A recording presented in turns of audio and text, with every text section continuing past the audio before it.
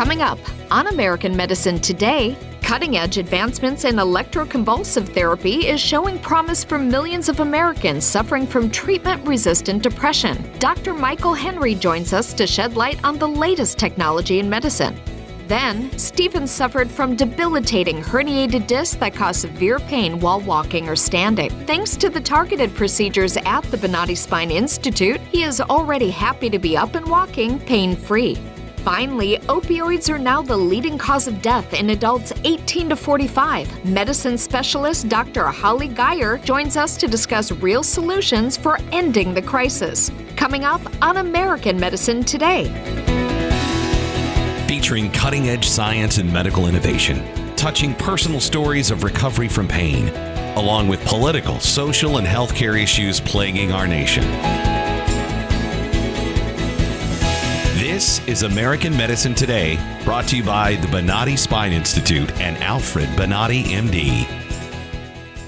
Thank you so much for joining us on American Medicine Today. I'm Kimberly Bonati, alongside Ethan Youker and world-renowned orthopedic surgeon, Dr. Alfred Bonati. So a leading psychiatrist has written a new book which sheds light on cutting-edge treatments for millions of Americans with treatment-resistant depression. So joining us is Dr. Michael Henry, Medical Director of the ECT program at Mass General, Associate Professor at Harvard Medical School, and author of Brain Reboot, New Treatments for Healing Depression. Thank you for joining us, Dr. Henry. Thank you so much for having me. It's a pleasure to be here. First off, as Director of Electroconvulsive Therapy, part of writing this book was kind of to dispel some of the stigma attached to the thought of shock therapy for treating depression. Can you elaborate on that? Sure. If I mention to somebody electroshock therapy, they have a reaction like, we still do that to people? Yeah. People have not done a good job of getting the message out that we've changed that treatment quite a bit. Mm-hmm. We've gone from being, sort of just using the electricity the way it was to refining the stimulus that we give, refining how we dose it, and then refining when we use it for people and how we monitor what's happening to people during a course of treatment, so that it has gone from being a fairly unrefined treatment that was depicted in the movies to one that is very much tailored to the individual and designed to give them exactly the treatment they need. And there's also something, I think it's called transcranial magnetic stimulation, TMS for short. Tell us a little bit about that. Isn't that similar in essence to that? It isn't, in that you're directly stimulating the brain, but instead of using electricity to do it, you're doing it with magnets. It's a little more focal.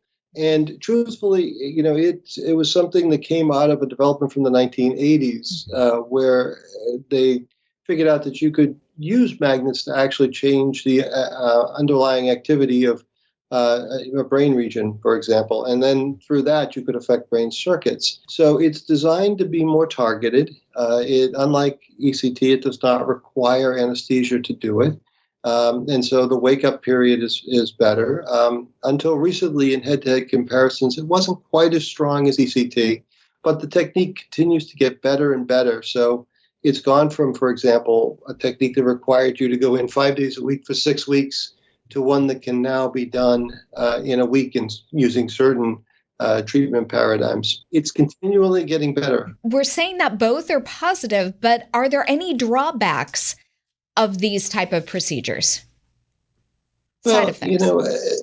It's a great question, and I'm really glad you asked it. With ECT, there is some short-term memory difficulties, and people do report that their memory seems a little bit different afterwards. The anti-ECT people have used that to argue that it causes brain damage. But when you look with a microscope, when you look with an MRI scanner, and you do very high-resolution imaging of the brain, right, you don't see signs of damage. What you see is that the process by which the brain recycles memory circuits is sped up because there's a large amount of release of those chemicals during the treatment. And that, in fact, you get growth of the areas involved with memory, not actually shrinkage. Beyond that, it's the usual stuff in terms of muscle aches and other, one can have nausea, headaches, things that you get with general anesthesia. With RTMS, it's actually, or transcranial magnetic stimulation, it's actually very well tolerated. There is a sense of a woodpecker kind of tapping on your head. Some people. It's exactly like that. Yes. I had it done for our show, and it's like, it doesn't hurt. It's just kind of like, what is that banging on my head? Right. So sometimes they can trigger headaches, and that's easily sort of prevented by having people take acetaminophen before they come in for the treatment. I want to ask about insurance companies. Is this something they're allowing access to? Because as we've researched this in the past, we're being told that they still do step therapy. So they're having people that have depression take different medications and then switch medications and try a third medication. And then maybe they allow access to these treatments. Wouldn't it be simpler to have them go through something like EMS or TMS therapy or ECT? Well, obviously, I'd love the answer for that to be yes, because I think these are wonderful treatments, and I think they're game changers. Right. But the reality is that not everybody gets hooked, and it requires it's the skill of using these medications to know when they're not good for somebody and get them off it as quickly as possible. And then in addition to that, it's also, in the book, we talk about diet, we talk about exercise, we talk about monitoring the weight gain that can occur with some of the medications and how to prevent that. It's not just the procedure, it's not just the medication, it's taking care of the total patient and the total person and helping them get to their best life through using all of these tools. And the purpose of this book was really to point out that those tools are out there, they're new and improved, and they do help a significant number of people when they're indicated. They're not for everybody, but when your doctor, when your treaters feel that they would be helpful to you, they are powerful, they've been much more refined, they're much better than they used to be, and they've helped a lot of people feel better. And then you also mentioned psychedelics, and there's been so much controversy about that. Can you tell us more? Oh, sure. So psychedelics are still experimental, and that's important to know that they're not approved by the FDA, and they're still being studied. But what's exciting about them was the idea that came out of John Crystal's lab at Yale University Medical Center, was that maybe the reason why the serotonin drugs, when they work, take 6 weeks is because we're not going right at the key target. And he thought, well, let's see if it's glutamate and GABA. And so they went at a type of glutamate is the excitatory chemical in the brain. It's a major excitatory chemical in the brain. They went right at that system, and they found that, yes, within hours, people with treatment-resistant depression felt better. So that's where the psychedelics come in, and it started with ketamine. It goes back to some of the work done with terminally ill cancer patients who find that they have calming experiences, and it gives them, they found a sense of peace and a sense of relief of their depressions. And from there, it's been built. And it should be noted that there was earlier work done in the 1960s and 70s before before LSD, and that turned into a Schedule I drug, effectively making it impossible to get. So it's a mixed bag. You have to be very careful, and that's where the concept is set and setting. You have to get prep if you're going to do this with somebody as their treater.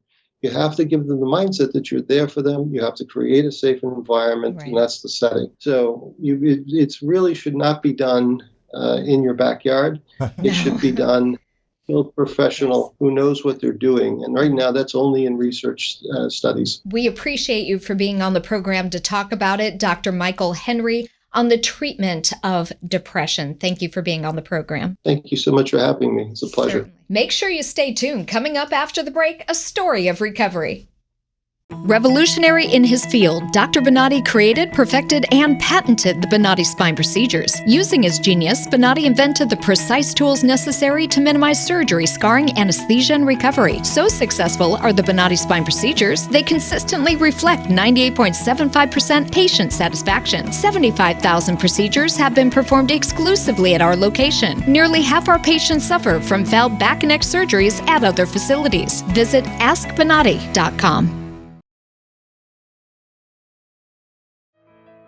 Stephen spent a lifetime of performing physically demanding labor in the construction industry. I started out as a laborer when I was in high school, And then I bought into a plastering business when I was in 1975. And then I bought out the plastering and drywall business with stucco work. Since retiring in 2008, he enjoys spending time with his family, volunteering, and traveling. And I've just been helping out since then with doing volunteer work at my church, my school, our local cemetery. I love to fish. I like to go to Canada at least twice a year if I can. And we have a place up at Prairie du Chien, Wisconsin, in a mobile home that we like to use as often as possible. Spend time with our 3 children and our 3 grandchildren. In February 2022, Stephen started experiencing pain in his lower back due to multiple herniated discs. My pain actually started in February, and the cause, I don't have anything to really put, there was no accident of any kind. It went on, it started going down from my lower back into the back of my legs, through my buttocks. Then it went down and caused numbness in the bottom of my feet. And that's when I decided that I really needed to go see somebody when it started, my feet were getting numb. It doesn't make you feel good that you can't get out there and do what you're used to doing. I have a 3-acre homestead where we live, and it does take 4 hours to mow that, along with trimming and so forth. When his pain wasn't going away on its own, he tried conservative treatments. When those didn't offer him any relief, he went to the Mayo Clinic near his home in Iowa.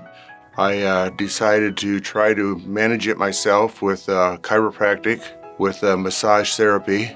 And then I saw that it wasn't really helping as often as I was going, so I increased that. I did try physical therapy twice. That didn't help me at all. I went up to the Mayo, and they, after interviewing with them, I didn't want to go their route because theirs wasn't a minimally invasive. It was going to be a longer period of rehab, along with using a walker, along with maybe going to a rehab center, and I wasn't ready to do that. Not wanting to endure traditional open back surgery and its lengthy recovery, Stephen started looking elsewhere for a resolution to his pain. That's when a chiropractor recommended the Bonati Spine Institute. Filled out an application with them online, and then I got a call from them for some more information. I had already done an MRI that had been done by our local neurologist there in Waterloo, Iowa. And he sent all of his information here. Catania several times reached out and let me know what was going on. And yes, Dr. Bonati did call me personally. It was kind of interesting with what he had to say because he actually told me what my symptoms were before he even asked me what my symptoms were. He could tell me that I had lower back pain, and from there it was going to transfer down into my buttocks, and then down into my hamstrings, and then down further on into my calves, and then the numbness of the feet. And that had just started the week that Dr. Bonati called me. When you walk, when you are sitting like that, you are some sort of okay. Yes, okay. But when you stand up and start to walk, you have pain here. Yes, big time. And if you keep walking, the pain goes to the hip. Yes. You keep walking, goes to the butt. You keep walking, the knees fail. You need to sit, wait a little bit, you can walk a little bit again. All right? Great. Upon arriving at the Bonati Spine Institute, Stephen was provided a physical exam and a one-on-one MRI review with Dr. Bonati, where he outlined a surgical treatment plan. They went over all of my MRIs that they had here. They could show me where my issues were, and they were going to relay to me kind of what they would do, and it was based on 3 minimal invasive surgeries at that time. It was my L3-4, L4-5, and then L5-S1. The exclusive Bonati Spine procedures are performed incrementally using conscious IV sedation, where the patient remains awake and communicating with their surgeon to ensure their source of pain is eliminated. I could always hear kind of what they were saying, But what they would do is they would ask me questions as they were working on my back, and I could hear and answer questions that they would have as they were working. No pain here? Got it. No. No pain here? No. No numbness of the foot? No. No hip pain? No.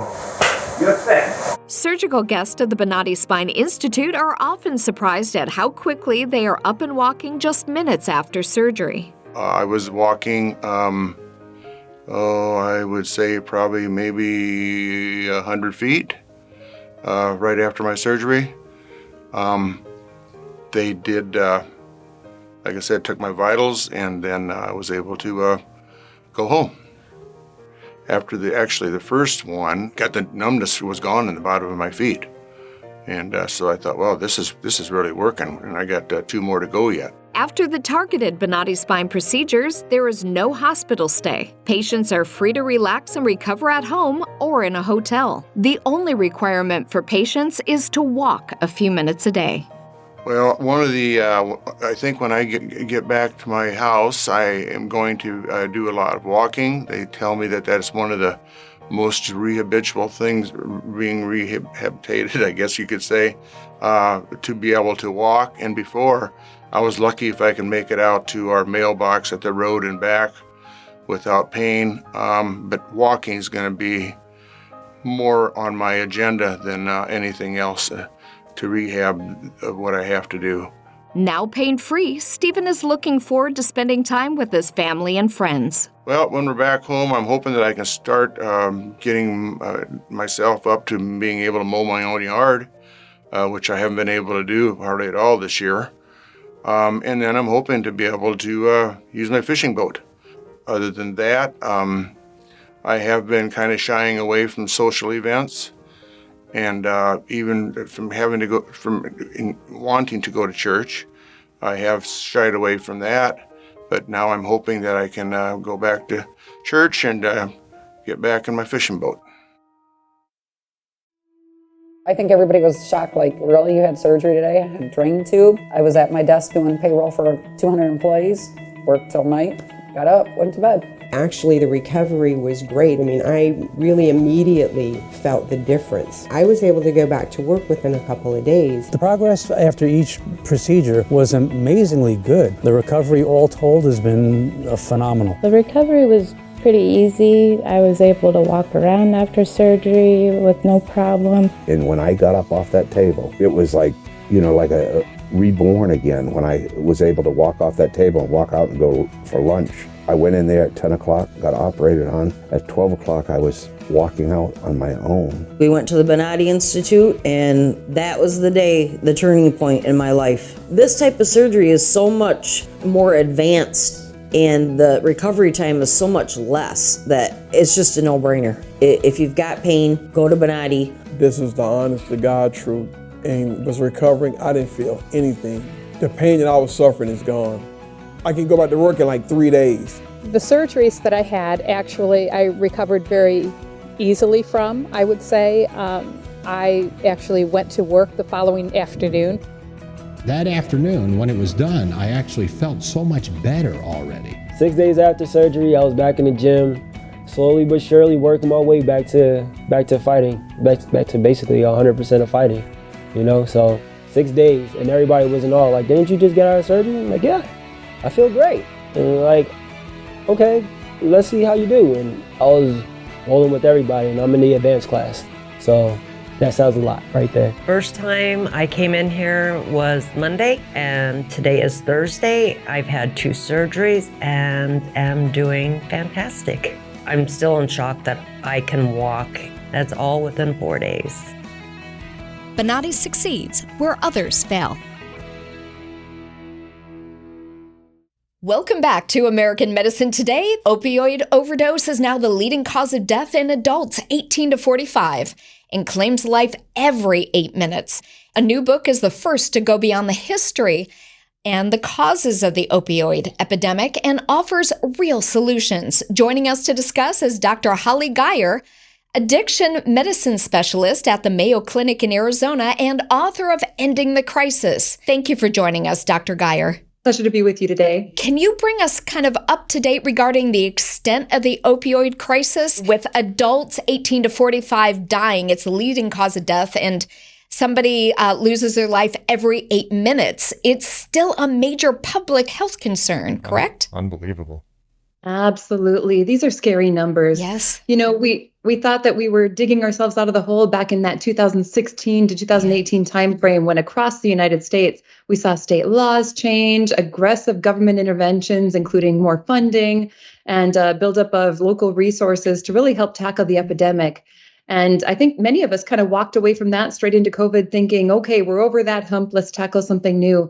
But the reality couldn't be more the opposite. In 2020, we saw a 30% increase in opioid-related overdoses. The next year, we saw a 15% increase. Who knows what this last year will show, but certainly not the trends we were looking for. And Dr. Geyer, you talk about how your book isn't necessarily about the drugs themselves, but about the impact on people's lives and how you can provide some hope and change. You're absolutely right. You know, for so long, we've really demonized this drug class when in reality, what we should have been fighting for is each other. Opioids serve a purpose in the world. In fact, probably one of medicine's greatest inventions. When used in the right patient for the right indication and the right dose for the right length of period, they're medical marvels. When used outside of those parameters, they lead to statistics. Why is it when we're trying to wean people off a drug, we just shove another drug in its place? It's very much an American mentality and probably built into us as society as well as our healthcare system. 80% of the world's opioids are used by Americans, and we're 5% of the world population? Wow. There's a pill for that concept. Yes. It's ingrained in all of us, and that's probably why we see those trends. Well, and they're so highly addictive. We're not talking about Skid Row people on the streets. It's your everyday successful average person that just something bad happens to them. And as you said, the doctor's like, oh, we'll just take this. How do we fix that? You're nailing that concept. You know, back in 2015, 1 out of every 3 adult Americans had an opioid prescription that year. Think of those staggering numbers. And an American Medical Association study just a couple of years ago showed that between 9 and 20% of people who receive an opioid will develop long-term dependency or addiction to it. So this could happen to anyone. And our, concept of this being someone off the street or in a homeless situation, as opposed to where it's really happening, right? Family members, moms and dads, high school teens, all the way up to business professionals. It's a bit of a scary world to think that we're all at risk. Do you think that's because places are pushing more pain management instead of eradicating the source of the pain, the true cause? That's a big component of it. You know, American mentality has long been, let's eradicate the pain itself, as opposed to targeting what we really should be targeting, and that's functionality. And in our book, we go into great depth to discuss all of the different elements that can come into a comprehensive pain plan, like non-pharmacologic treatments, exercise, tai chi, yoga, physical therapy, things like that. And if you're going to use an opioid, use it for the right indication with other meds, things like scheduled Tylenol or ibuprofen that can have great efficacy and reduce greatly the need for an opioid. I know a lot of people are just terrified in general of even trying them. I had knee surgery not that long ago and was given a prescription for hydrocodone. Is there any safe amount for people to be taking these drugs? And for a short period, definitely not long period, right? Absolutely. Yeah. When we think of safety problems with the opioid drug class, it's really the risk of overdose, so you stop breathing, as well as the risk of addiction. When used in the right manner, and we go into great detail in the book for anyone reading it on what that really means for them, the risks are probably pretty low, but not eliminated. And so that's why it's so key to stay in contact with your providers through that process. Your book talks about detailing personal experiences, and they're very impactful. What were you hoping people kind of take away from those stories? That these are real problems happening to real people. The first half of that book is when, why, and how opioids may or may not be appropriate. But the latter half of the book is really written to those individuals who are either struggling with opioid use disorder, also known as addiction, or their family members. And we talk them through how to find a drug treatment program, what types of treatments are available for for opioid use disorder, how to have these family conversations, how to stage an intervention and navigate the insurance industry, all of these very difficult concepts that I think the average person shies away from. And those stories are intertwined through the book to let people know that other people are dealing with the exact same questions and the same problems. We wanted to keep this personal. You mentioned insurance companies, and we all know insurance is about not paying out and not allowing people access to what they pay for. So a lot of the time when people need help with aches and pains and they're being prescribed these opioids, they're being prescribed that because insurance won't pay for the surgery that would eliminate the pain. So aren't they factoring into that problem? We recognize that there's a lot of work to be done in many different industries, the insurance being one of them. And you're correct. Even for many people who experience a relapse with opioid-related problems and addiction, often can't have rehab paid for the second time.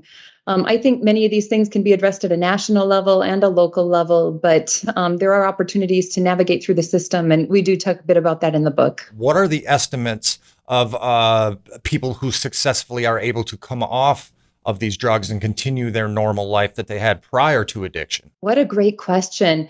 I think a lot of people see relapse as a complete failure, and relapse will be the norm in addiction as opposed to the exception for most people. So taking that mindset into account, it becomes easier to understand that maintaining a lifestyle of sobriety where you're not losing all of these relationships, jobs, and things that keep life normal are really going to be the goal. And as people struggle through this, supporting them through that is going to be key. There are treatment programs that have 1 year to 2 year success rates upwards of 60 to 70%, and then many other programs that claim 10 to 12%. The statistics aren't standardized as to how they measure them, so it gets a bit difficult to know the exact success rate. Thank you so much for being on the program, Dr. Holly Geyer. Thank you for talking about this opioid crisis that is taking the lives of so many. Pleasure to be with you today. Take great care. Thank you for watching American Medicine Today. We'll be back next week, 4 p.m. Eastern, right here on Newsmax. Check us out anytime on the iHeartRadio app, keyword AMT.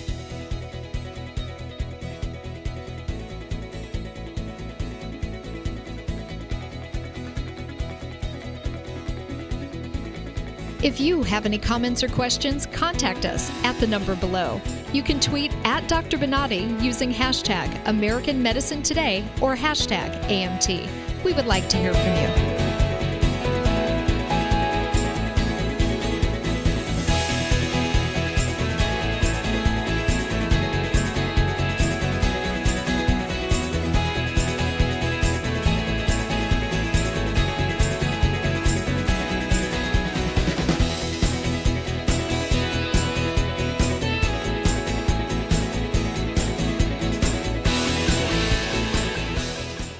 Don't be screwed by lesser spine institutes who bait you with minimally invasive procedures, then switch to screws, rods, disc replacements, and hardware. At Bonati, no metal hardware fusions are ever used. Bonati invented the precise tools necessary to minimize surgery, scarring, anesthesia, and recovery. So successful are the Bonati Spine procedures, they consistently reflect 98.75% patient satisfaction. Over half our patients have suffered from failed back and neck surgeries at other facilities. Visit AskBonati.com.